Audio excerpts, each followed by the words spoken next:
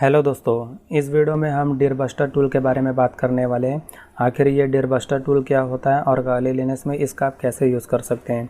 तो दोस्तों, अगर आप इस वीडियो को देख लेंगे तो आपको डिरबस्टर से रिलेटेड किसी और वीडियो को देखने की ज़रूरत नहीं पड़ेगी, ये मेरी गारंटी है। क्योंकि लगभग दोस्तों इस वीडियो में मैं वो सारी चीज़ें कवर कर दूँगा जो इस टूल से रिलेटेड है। तो चलिए दोस्तों, वीडियो को स्टार्ट करते हैं।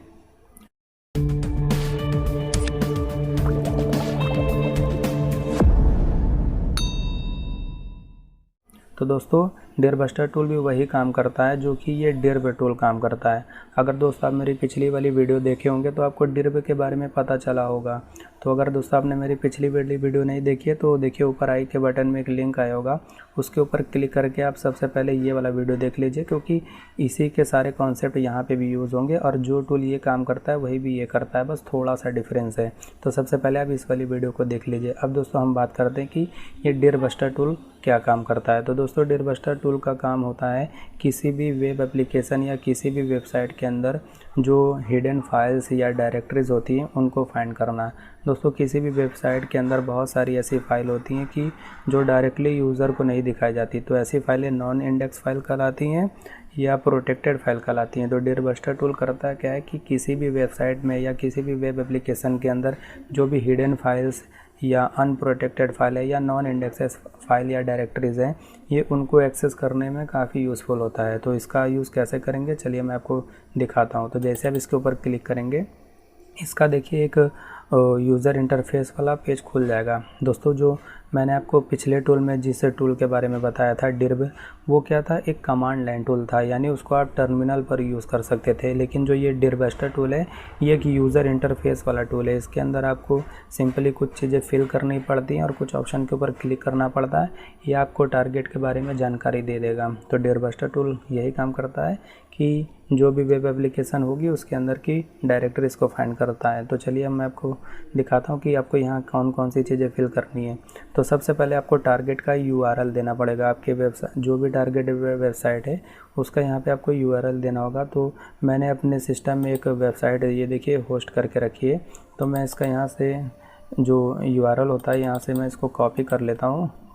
कॉपी करने के बाद दोस्तों वहाँ पे मैं जाके इसको पेस्ट कर दूँगा। कभी कभी दोस्तों ये पेस्ट नहीं होता तो आप यहाँ पे इसको सिंपली टाइप भी कर सकते हैं, क्योंकि इसके टूल में शायद कुछ फॉल्ट है। तो यहाँ पे मैं इसको टाइप कर देता हूँ। दोस्तों, इसका एड्रेस टाइप करने के बाद अब आपको देखिए मैं आगे की चीज़ें बताता हूँ। यहाँ पे आपको सबसे पहले दिखागा यूज़ गेट रिक्वेस्ट ओनली और ऑटो स्विच। तो अगर दोस्तों आप इस फर्स्ट वाले ऑप्शन पर क्लिक करेंगे तो आपकी स्कैनिंग काफ़ी फास्ट हो जाएगी। अगर आप सेकंड वाले ऑप्शन पर क्लिक करेंगे तो स्कैनिंग थोड़ी स्लो होगी, लेकिन जो भी आपकी इन्फॉर्मेशन आएगी वो काफ़ी एक्यूरेट होगी। तो आप अपने अकॉर्डिंग यूज़ कर लीजिएगा कि आपको कौन सा करना है। उसके अलावा दोस्तों नेम है नंबर ऑफ़ थ्रेड्स। तो अगर आप नंबर ऑफ़ थ्रेड्स को जैसे जैसे बढ़ाएंगे आपको रिस्पांस जल्दी मिलेगा, यानी आपको जो भी रिज़ल्ट होगा वो काफ़ी जल्दी मिलेगा। स्लो करने से होता क्या है कि आपकी इन्फॉर्मेशन तो एक्यूरेट मिलेगी, लेकिन जो भी आपके सर्वर से रिस्पांस आएगा काफ़ी स्लो आएगा। तो मैं इसको गो फास्टर पे कर देता हूँ। गो फास्टर करने पे ये 200 थ्रेड्स को ऑटोमेटिक ले लेता है। तो आप अपने अकॉर्डिंग कर लीजिएगा कि आपको स्लो स्कैनिंग करनी है एक्यूरेट के साथ या फास्ट स्कैनिंग करनी है। तो मैं यहाँ फास्ट के ऊपर क्लिक कर देता हूँ। उसके अलावा दोस्तों आपका जो नेक्स्ट है लिस्ट बेस्ड ब्रूट फोर्स और दूसरा है प्योर ब्रूट फोर्स। तो आखिर ये इन दोनों में डिफरेंस क्या होता है दोस्तों, जब भी हम किसी भी वेब एप्लीकेशन को स्कैन करते हैं तो उसके कुछ ना कुछ लॉगिन क्रेडेंशियल्स होते हैं। जैसे जिस भी वेबसाइट को आप एक्सेस करना चाहते हैं उसके अंदर आपको यूज़र नेम और पासवर्ड वगैरह देना पड़ता है। अगर आपको यूज़र नेम और पासवर्ड नहीं पता है तो ये टूल करता है क्या है, इसके पास कुछ यूज़र नेम और पासवर्ड की बहुत बड़ी लिस्ट होती है, ये उनको ट्राई करता है। तो अगर आप फर्स्ट वाले ऑप्शन पे क्लिक करेंगे तो आपको इसको एक फ़ाइल देनी पड़ेगी जिसके अंदर बहुत सारे यूज़र नेम और पासवर्ड होंगे पहले ही से ही।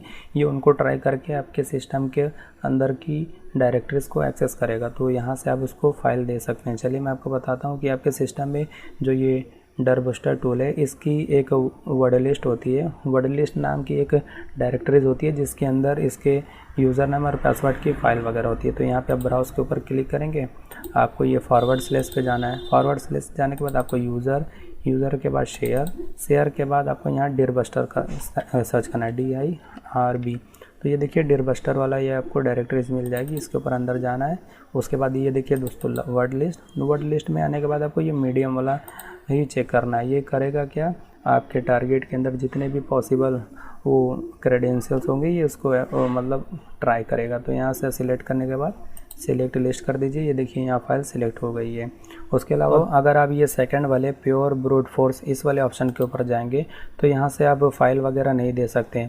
इस वाले ऑप्शन के अंदर होगा क्या कि जो आपका ये टूल है ये जितने भी पॉसिबल लॉगिन क्रेडेंशियल हो सकते हैं ये उन सभी को ट्राई करेगा, चाहे यूज़र नेम और पासवर्ड उसके जितने भी कॉम्बिनेशन ये बना सकता है ये उन सभी को आपके टारगेट वेबसाइट के ऊपर सर्च करेगा।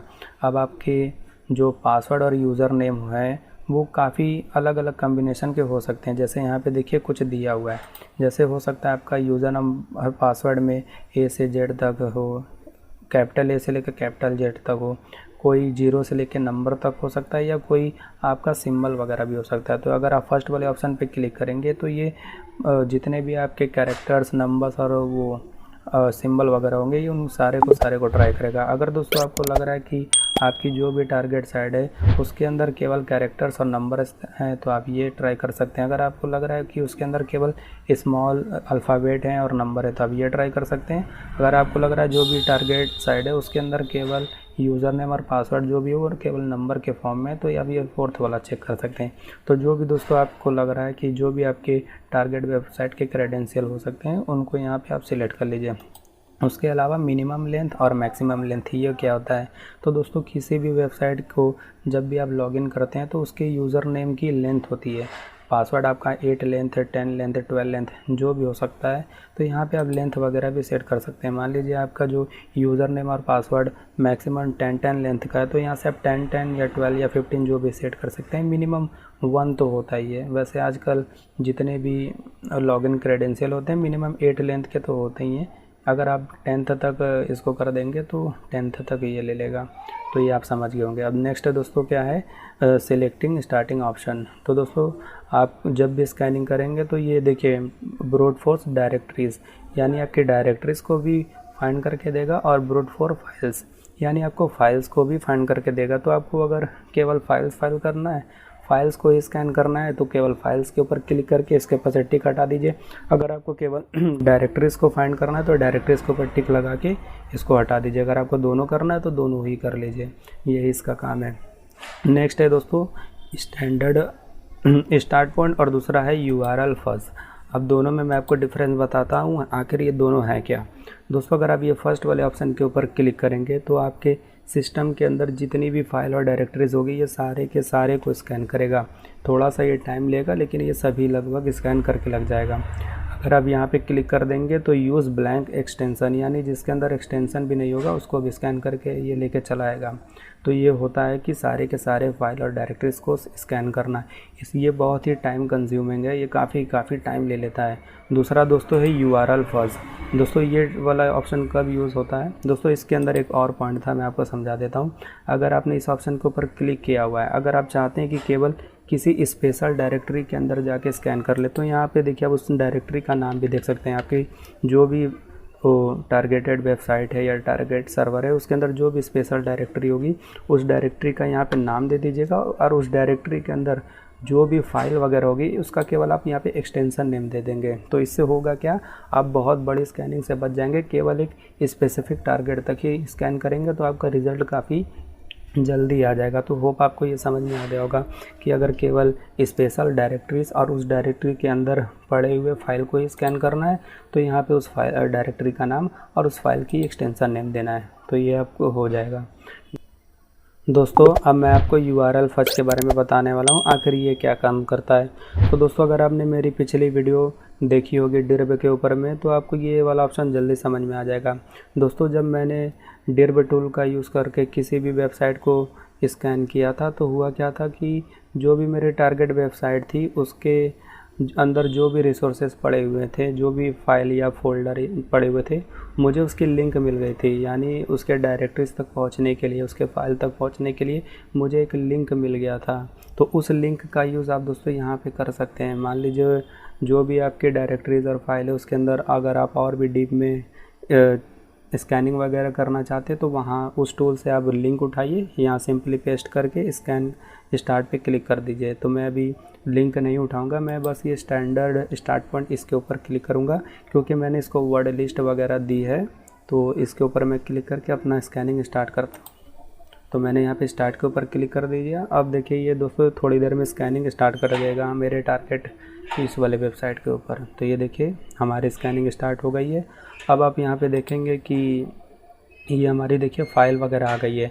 अगर आप यहाँ पे मेरे इस वाले वेबसाइट को देखेंगे तो यहाँ पे आपको कोई फ़ाइल या डायरेक्टरीज़ वगैरह नहीं दिख रही है, लेकिन ये टूल कर क्या रहा है, देखिए ये फ़ाइल और उसके अंदर जो भी डायरेक्टरीज़ वगैरह है उसको ला के दे रहा है। तो मैं इसको पॉज कर देता हूँ और किसी फ़ाइल को आपको ओपन करके दिखाता हूँ। तो देखिए दोस्तों, जैसे मान लीजिए मैं इसी वाले फ़ाइल को ओपन करना चाहता हूँ, तो इसके ऊपर क्लिक करके जैसे मैं राइट क्लिक करूँगा, ओपन ब्राउज़र पे क्लिक करूँगा, तो इस फ़ाइल के अंदर जो भी चीज़ें होगी मुझे ये दिखा देगा। तो ये देखिए ये फ़ाइल ओपन हो रही है और इस फाइल के अंदर जो भी चीज़ें है ये देखिए सारी चीज़ें यहाँ पे मुझे दिख रहा है। तो इससे आप किसी भी वेबसाइट की काफ़ी सारी वल्नरेबिलिटीज़ वगैरह निकाल सकते हैं और उसके अंदर की इन्फॉर्मेशन को फाइंड कर सकते हैं।